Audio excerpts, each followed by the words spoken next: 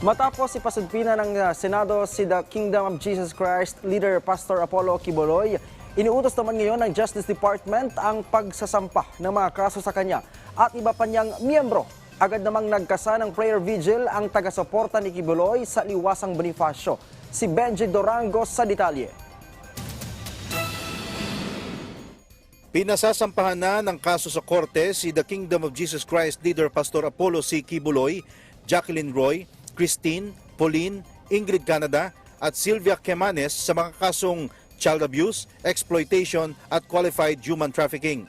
Bagamat submitted for decision na ang mga kaso buhat pa noong 2020, inalam pa ng DOJ kung interesado ba bang ituloy ng complainant ang demanda sa kasong nangyari 10 taon na ang nakararaan. Lahat po ito ay submitted for decision. Pinag-aralan po namin ng gusto. Ang inalam ko lang,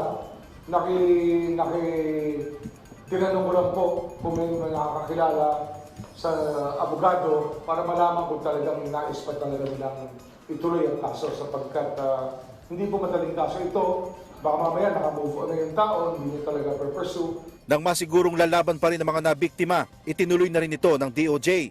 Sakaling mapatunayan, 2 sa kasong isinampa, walang katumbas na piyansa. Pirmado na rin ang preliminary hold departure order para agad maalarma ang gobyerno. Di man ito kasing bisa ng HDO na nagbabawal na makapangibang bansa. Sapat na ito para maalarma ang gobyerno oras na dumaan sila sa immigration. May kaso na, kahit hindi pa ito maandar sa korte, sapagkat meron na ho tayong basihan, meron ng preliminary hold departure order tayong napirma. Ipinalilipat na rin sa City Prosecutor's Office sa Maynila ang kaso para sa kaligtasan ng biktima at kaayusan ng pagdinig, lalo pat nagbabala ang mga miyembro ni Quiboloy na manggugulo sakaling iparesto ang kanilang leader. Ito ang ikalawang dagok sa kampo ni Quiboloy matapos siyang ipasumpina ng Senado.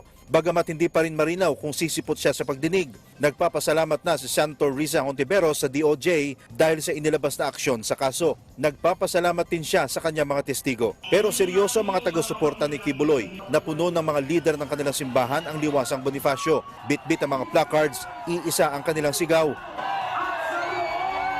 So hindi ho kami papayag na dapat ang kanilang ginagawa, dalahin nila sa tamang forum yung kanilang pagtawag kay Pastor. Hindi po doon sa Senado na one-sided lamang. Kasama si Ka Eric Celis sa pagtitipon.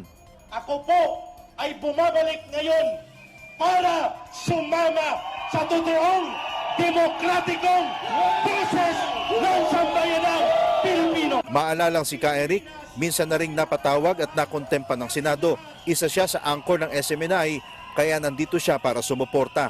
Inilalaban naman niya ang pagbabalik ng nasuspinding istasyon at bigyan daan ng kalayaan sa pamamahayag na pilit daw umanong kinikitil ng gobyerno. Pero ang kasong isinampa ng DOJ kay Quiboloy, nakarating na raw sa kanyang balita.